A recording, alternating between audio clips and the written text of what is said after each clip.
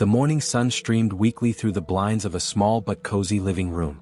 On the couch lay Tessa, a pale 17-year-old girl with long brown hair that had lost some of its shine over the past weeks. She reached for the blanket, her movements sluggish, her body weak. Her mother, Clara, a woman in her mid-40s with sharp green eyes and carefully styled auburn hair, swept into the room carrying a tray. She wore an apron over a neat blouse, the picture of a caring mother. "Good morning, sweetheart," Clara said softly, placing the tray on the coffee table. A steaming bowl of soup sat beside a tall glass of water. Tessa tried to smile, though her lips trembled. "Thanks, Mom, but I don't feel any better. If anything, I feel worse." Clara's expression shifted instantly into one of practiced sympathy. She smoothed Tessa's hair and spoke in a calm, steady voice. "Oh, honey, healing takes time. The doctor said this was normal.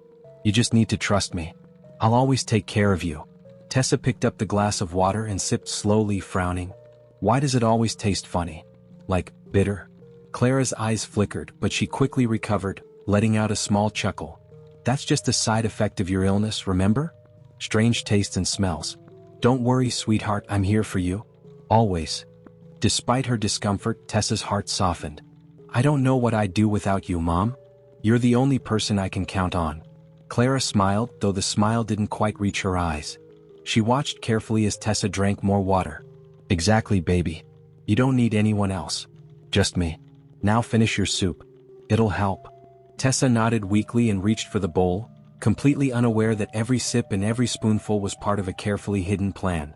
Before we dive in, don't forget to hit the subscribe button and turn on the notification bell, because here we share powerful life lessons through real and relatable stories. That afternoon, Clara sat at the dining table with her laptop open, the curtains half drawn. On the screen was a fundraising page titled, "Help Save My Daughter, Urgent Support Needed." The photo showed Tessa looking pale and frail under a blanket. Clara's fingers flew across the keyboard as she typed. "Our sweet Tessa is getting sicker every day. The treatments are expensive, but we are holding on to hope. Please, any amount you give will help save her life." She sighed loudly as if burdened by the weight of motherhood, but the moment a notification pinged with a new donation, her lips curled into a sly smile. "Another $200. That makes $48,000 already," she whispered, leaning back in satisfaction. "Keeping her sick is the best decision I've ever made." She clicked into another tab, an online boutique, and began scrolling through luxury handbags, adding one to her cart without hesitation. Just then the front door opened softly. "Tessa?" a gentle voice called. It was Lila, Tessa's longtime best friend, clutching a fluffy teddy bear with a red ribbon around its neck. She stepped into the living room and froze when she saw Clara at the table. "Mrs. Hart," Lila said politely. "I saw the fundraiser post. I came to bring this for Tessa. Can I see her?" Clara's eyes narrowed and she quickly snapped her laptop shut. "Oh, Lila. That's thoughtful, but Tessa is resting. She really can't have visitors right now."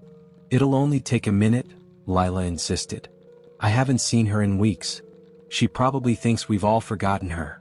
Clara forced a smile and reached for the teddy. "Don't worry. I'll give it to her. She'll be so happy." But Lila hesitated. Her gaze dropped to Clara's wrist. A brand new gold bracelet glimmered under the light. "Wait a second," Lila frowned. "Isn't that from LaRue?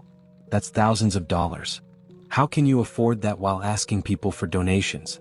Clara's expression hardened, though her tone stayed sugary sweet. "All this was on clearance. Besides, taking care of a sick child is stressful. Sometimes a little retail therapy helps me cope." Still holding the teddy tightly, Lila refused to let go. "I'd rather give this to Tessa myself." Clara's smile dropped. Her eyes flashed cold. With a sharp tug, she snatched the teddy out of Lila's arms. "I said she needs rest. I'll handle it. Goodbye, Lila." She shut the door in the girl's face before tossing the bear carelessly onto the couch. Later, when no one was looking, Clara stuffed it into a black trash bag along with other clutter. Upstairs, Tessa lay weak and lonely, unaware that her best friend had come, or that the gift meant for her was already gone. The house had grown painfully quiet. Once filled with Tessa's laughter and the chatter of her friends, now it felt like a prison. The only sounds were the ticking of the old wall clock and Clara's footsteps echoing through the halls. Tessa sat propped against her pillows, staring at the fading light slipping through the curtains. Her cheeks were pale, her eyes heavy with exhaustion. She reached for the empty space on her nightstand, where her phone used to sit before Clara had taken it away for her health. Her voice cracked as she asked, "Mom, why hasn't Lila come to see me? She used to be here every weekend. Did she forget about me?" Clara's lips curved into a sympathetic smile that didn't touch her eyes. She set down the tray of soup and water, carefully adjusting the spoon, then turned toward her daughter with feigned tenderness. "Oh, sweetheart, if Lila really cared, she would have been here by now. Weeks have gone by and not a word from her. I don't think she was ever the friend you thought she was." Tessa's brows knitted together. Her heart ached. "But she promised she'd always be there for me. We were like sisters. She wouldn't just..."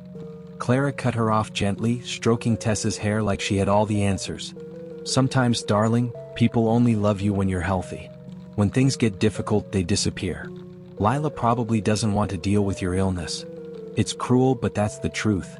Tessa's lips quivered, tears spilling down her cheeks. "That's not fair, she wouldn't do that." Clara sighed, lowering her voice to a whisper meant to sting. "Then why hasn't she called? Why hasn't she visited? Face it, Tess. You don't need people who will only abandon you. You have me. And I'll never leave your side." Defeated, Tessa pulled the blanket tighter around herself, curling up as though to hide from the world. Her sobs were muffled against the pillow, and Clara stood watching, a satisfied gleam in her eye. Later that night, when Tessa had finally cried herself to sleep, Clara tiptoed into the closet. She pulled out the black trash bag where she had hidden the teddy bear Amara had brought days before, proof that someone had tried to reach Tessa.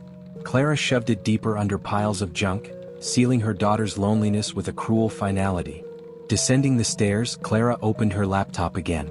The glowing fundraiser page lit up her face in the darkened room. A new donation pinged, $500. Her lips curled into a wicked smile. "Poor lonely little girl," she whispered, refreshing the page. "The more she suffers, the more they give. And soon, everything I've ever dreamed of will be mine." Outside, the crisp evening air carried the hum of passing cars and the chatter of neighbors heading home from work. Lila, Tessa's lifelong best friend, walked slowly down the street, clutching her phone to her chest. Her curly black hair bounced against her shoulders, her brows furrowed in deep worry. For weeks she had texted, called, and even stopped by Tessa's house, but every attempt had been met with silence. Either Clara turned her away at the door with a polite but firm excuse, or she received no response at all. "Something's not right," Lila muttered under her breath. She scrolled through Clara's fundraiser page again. The photos of Tessa were heartbreaking, pale, thin, her once bright smile dimmed. But Lila noticed the captions beneath the pictures always sounded too dramatic, almost staged. One line made her stop cold: "Tessa has grown distant from her friends who no longer visit. It breaks my heart, but I will never abandon her." Lila's grip tightened on her phone. "That's a lie. I've been trying every single day." Her determination hardened. She refused to be pushed away anymore. The next afternoon she tried again. Marching up the front steps of the Lewis home, she rang the bell with firm insistence. Clara answered, her smile tight and cold, her auburn hair perfectly styled as always. "Lila," Clara said in feigned surprise. "Didn't I tell you? Tessa isn't well enough for visitors.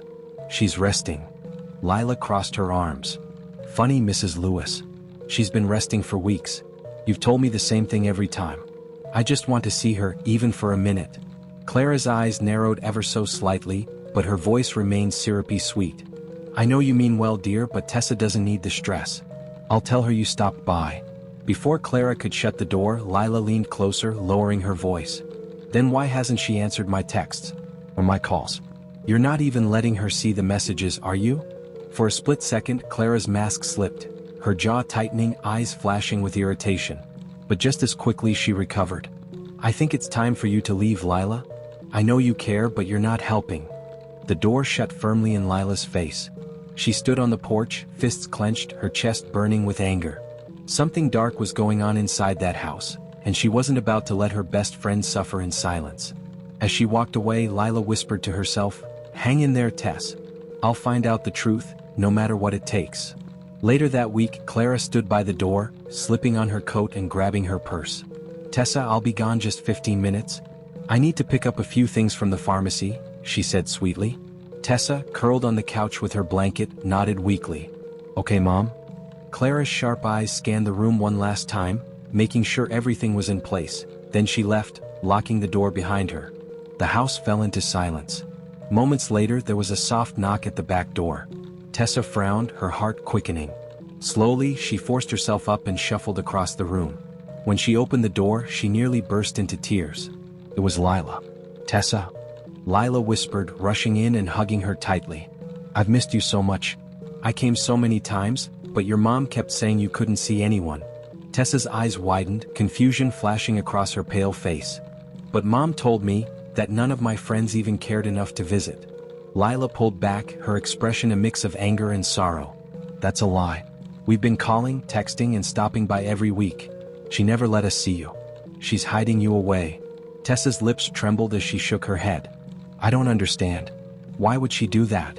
Lila hesitated, glancing toward the kitchen counter where an empty glass sat. Her voice dropped to a whisper. Tessa, I think your mom isn't trying to make you better. I think she's making you sick. Tessa froze, the words crashing down on her like a storm. Tessa blinked rapidly, her throat tight. What do you mean, making me sick? Lila moved closer, lowering her voice. I didn't want to believe it at first.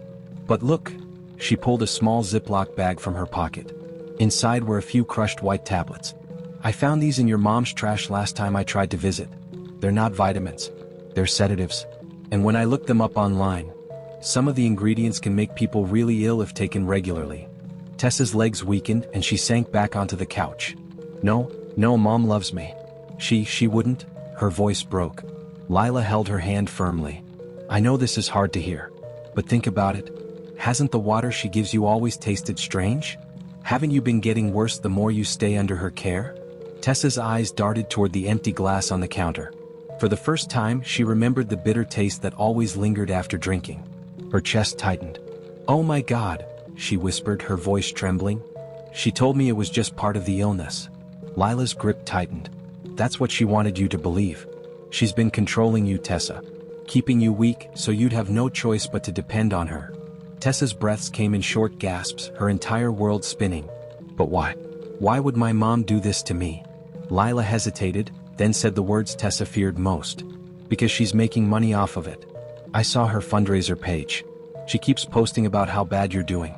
People have donated tens of thousands of dollars. And she's not using it for your treatment. Tessa's hands shot to her mouth, tears spilling down her face. The puzzle pieces clicked together in the most horrifying way.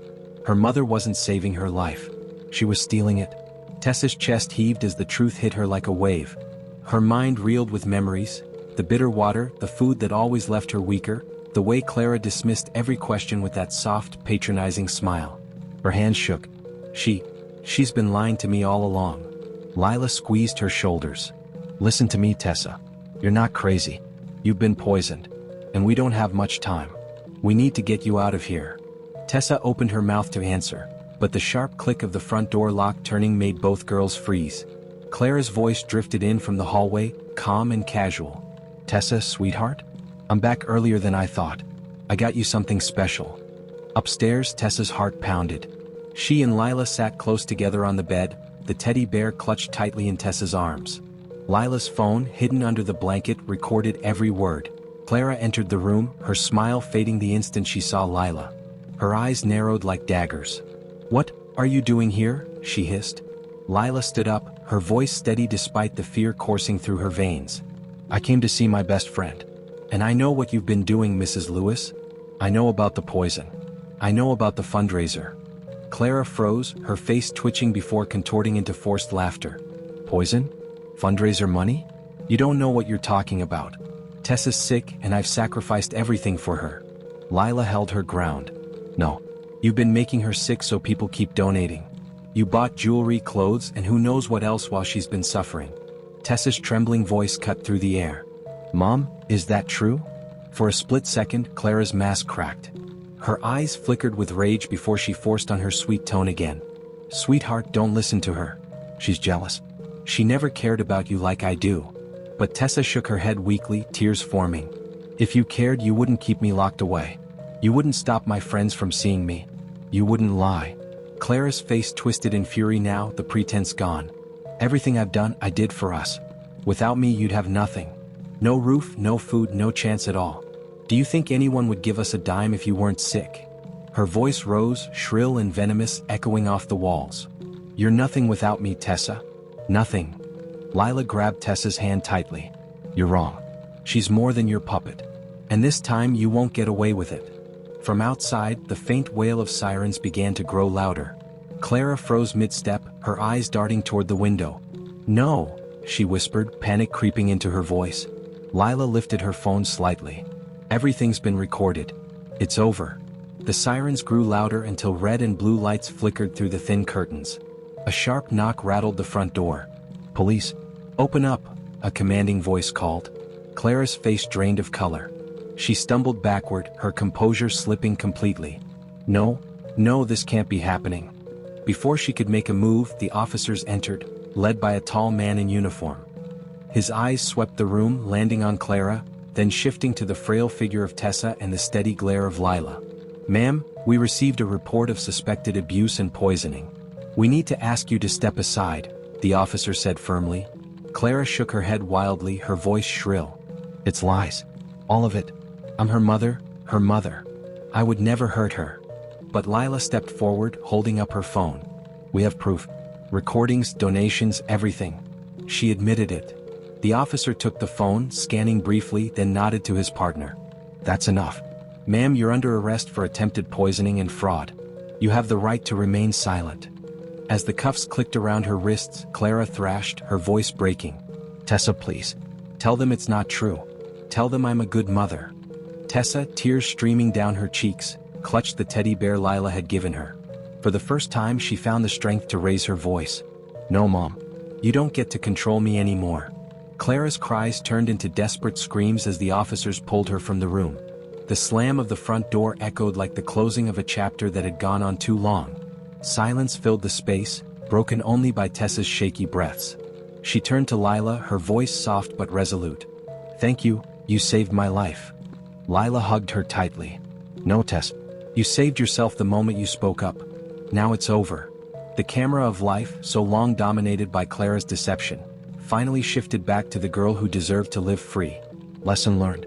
Sometimes the people who claim to love us most can be the ones causing the greatest harm. Real love doesn't control, it protects. And when you find the courage to speak the truth, you take back your power. If you enjoyed this story, make sure to like, share, and subscribe. And don't forget to check out our other videos for more inspiring life lessons.